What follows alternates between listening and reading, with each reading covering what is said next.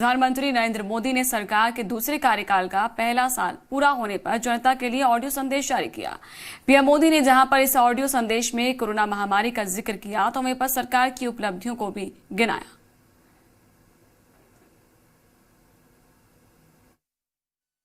मेरे प्रिय स्नेहीजन, आज से एक साल पहले भारतीय लोकतंत्र के इतिहास में एक नया स्वर्णिम अध्याय जुड़ा।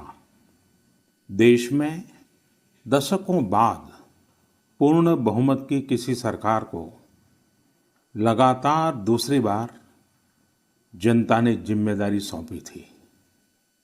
इस अध्याय को रचने में आपकी बहुत बड़ी भूमिका रही है। ऐसे में आज का यह दिन मेरे लिए अवसर है आपको नमन करने का, भारत और भारतीय लोकतंत्र के प्रति आपकी इस निष्ठा को प्रणाम करने का। यदि सामान्य स्थिति होती तो मुझे आपके बीच आकर आपके दर्शन का सौभाग्य मिलता, लेकिन वैश्विक महामारी कोरोना की वजह से जो परिस्थितियां बनी हैं, उन परिस्थितियों में इस पत्र के द्वारा आपके चरणों में प्रणाम करने और आपका आशीर्वाद लेने आया हूं। बीते वर्ष में आपके स्नेह, शुभाशीष और आपके सक्रिय सहयोग ने मुझे निरंतर एक नई ऊर्जा, नई प्रेरणा दी है। इस दौरान आपने लोकतंत्र की जिस सामूहिक शक्ति के दर्शन कराए, वह आज पूरे विश्व के लिए एक मिसाल बन चुकी है। 6 साल पहले वर्ष 2014 में आपने, देश की जनता ने देश में एक बड़े परिवर्तन के लिए वोट किया था। देश की नीति और रीति बदलने के लिए वोट किया था। उन 5 वर्षों में देश ने व्यवस्थाओं को जड़ता और भ्रष्टाचार के दलदल से बाहर निकलते हुए देखा है। उन 5 वर्षों में देश ने अंत्योदय की भावना के साथ गरीबों का जीवन आसान बनाने के लिए गवर्नेंस को परिवर्तित होते देखा है। उस कार्यकाल में जहां विश्व में भारत की आन बान शान बढ़ी, वहीं हमारे गरीबों के बैंक खाते खोलकर, उन्हें मुफ्त गैस कनेक्शन देकर, मुफ्त बिजली कनेक्शन देकर, शौचालय बनवाकर, घर बनवाकर गरीब की गरिमा भी बढ़ाई।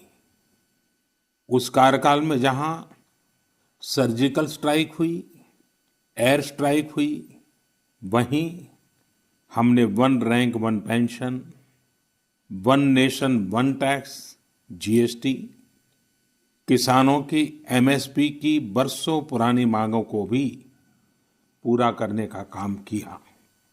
वह कार्यकाल देश की अनेकों आवश्यकताओं की पूर्ति के लिए समर्पित रहा। वर्ष 2019 में, पिछले वर्ष, आपका आशीर्वाद, देश की जनता का आशीर्वाद, देश के बड़े सपनों के लिए था, आशा आकांक्षाओं की पूर्ति के लिए था। और इस एक साल में लिए गए सारे फैसले इन्हीं बड़े सपनों की उड़ान है।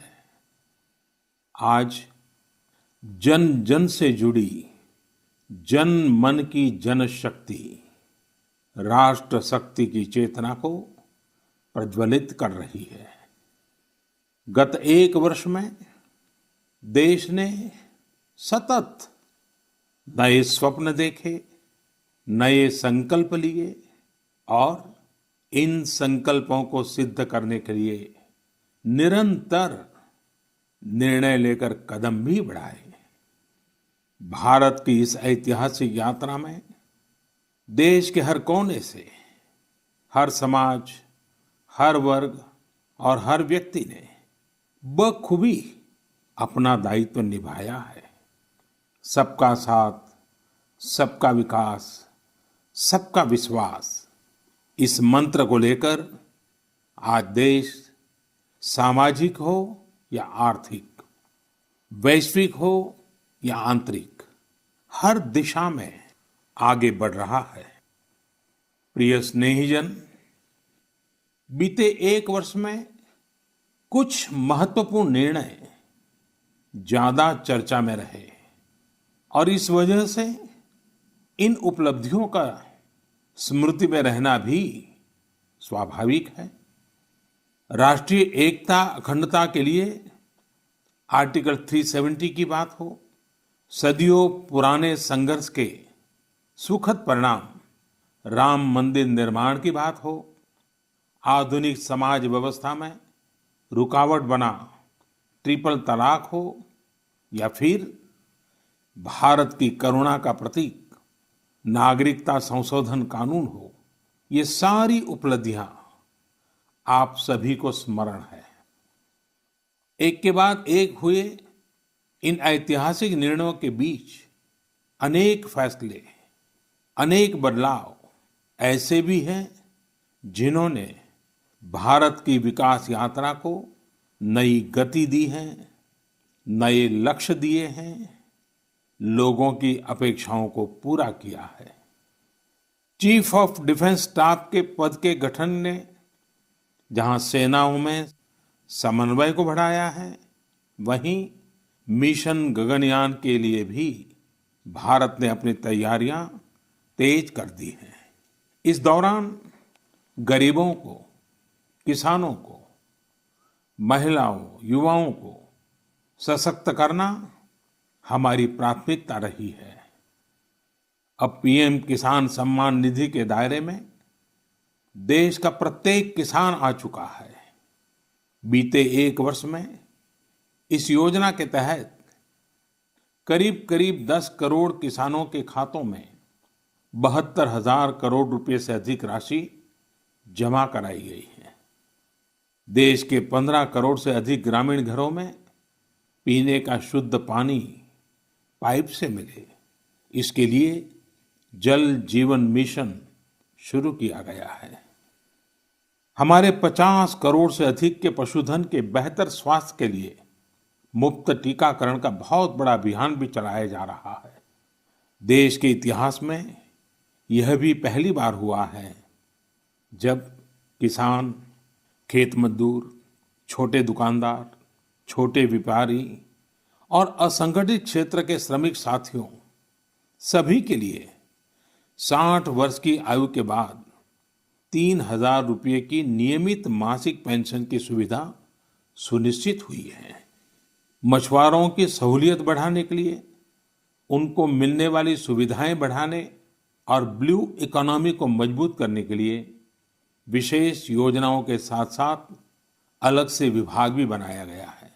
इसी तरह व्यापारियों की समस्याओं के समय पर समाधान के लिए व्यापारी कल्याण बोर्ड के निर्माण का निर्णय लिया गया है।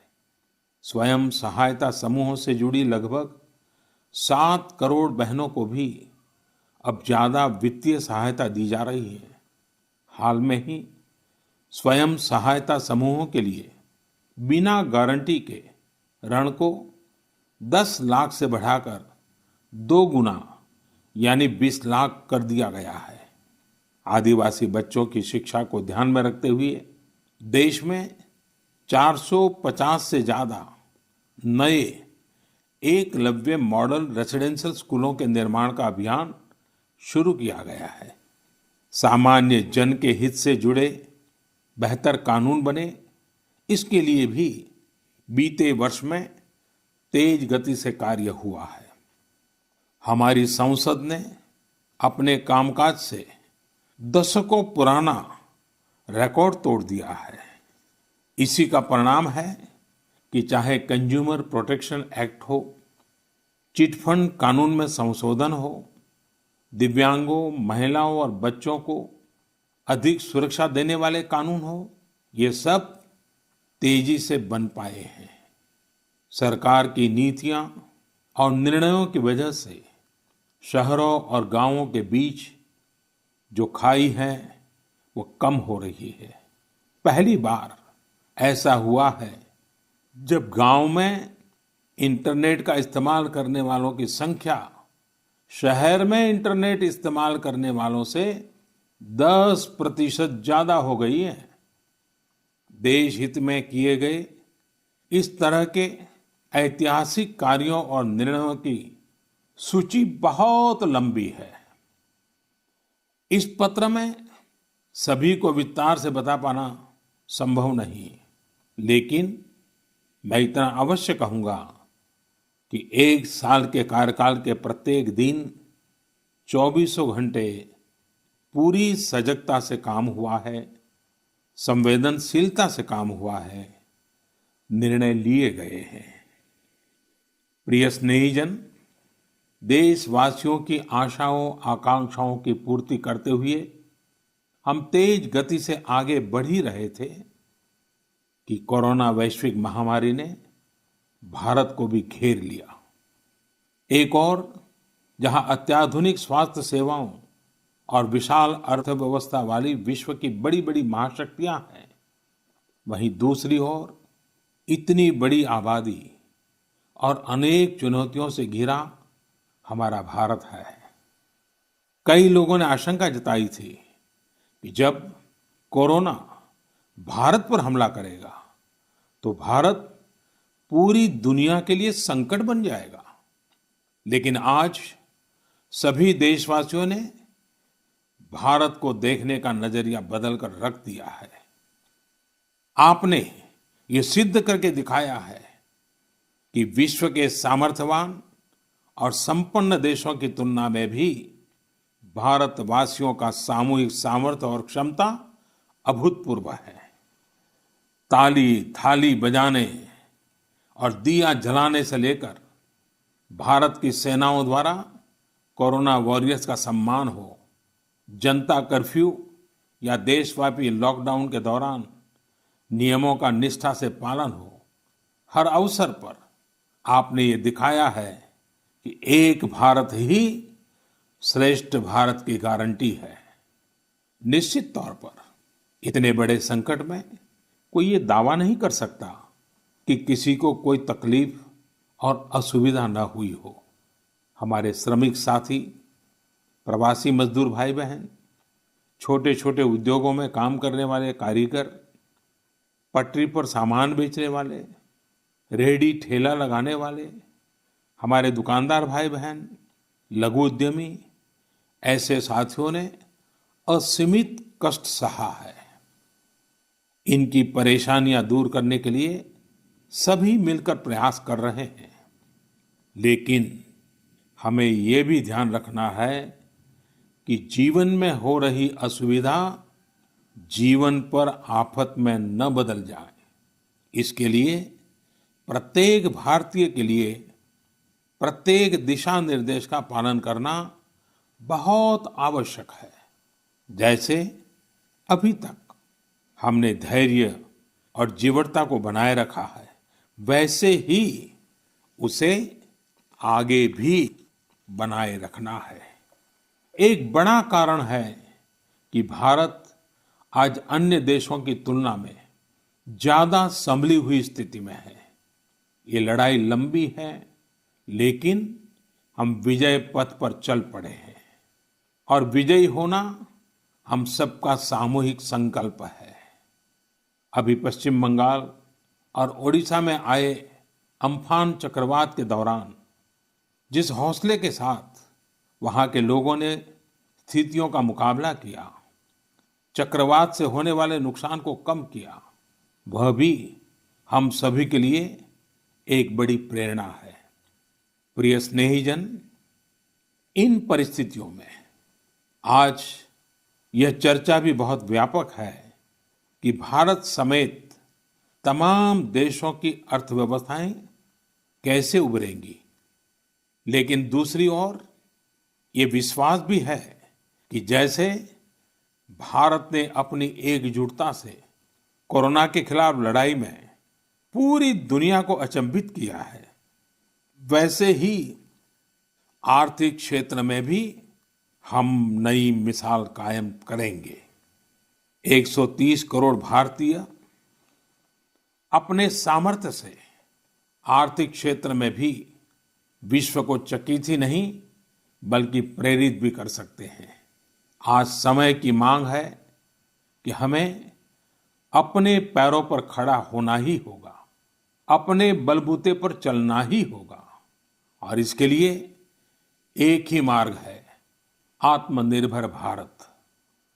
अभी हाल में आत्मनिर्भर भारत अभियान के लिए दिया गया 20 लाख करोड़ रुपए का पैकेज इसी दिशा में उठाया गया एक बड़ा कदम है।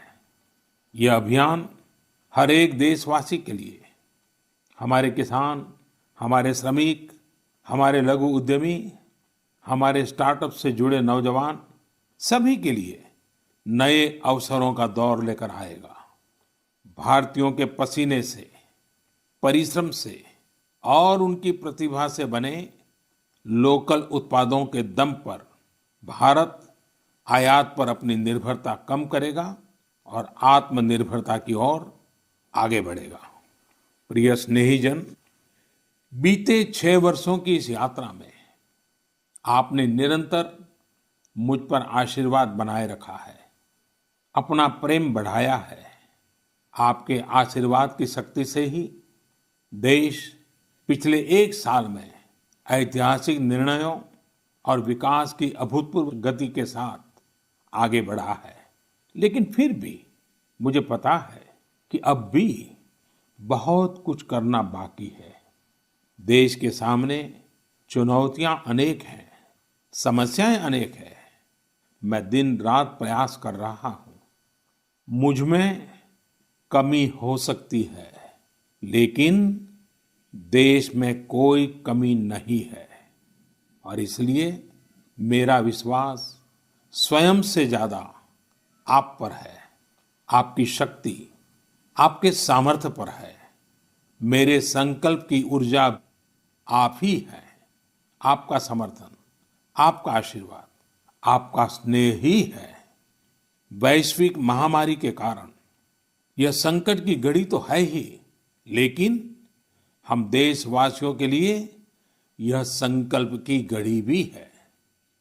हमें यह हमेशा याद रखना है कि 130 करोड़ भारतीयों का वर्तमान और भविष्य कोई आपदा या कोई विपत्ति तय नहीं कर सकती। हम अपना वर्तमान भी खुद तय करेंगे और अपना भविष्य भी। हम आगे बढ़ेंगे, हम प्रगति पथ पर दौड़ेंगे, हम विजयी होंगे। हमारे यहाँ कहा गया है, कृतम में दक्षिणे हस्ते जयो में सव्य आहिता, यानी हमारे एक हाथ में कर्म और कर्तव्य है तो दूसरे हाथ में सफलता सुनिश्चित है। देश की निरंतर सफलता की इसी कामना के साथ मैं आपको पुनः नमन करता हूं। आपको और आपके परिवार को मेरी हार्दिक शुभकामनाएं। स्वस्थ रहिए, सुरक्षित रहिए, जागरूक रहिए, जागरूक रखिए। बहुत बहुत धन्यवाद।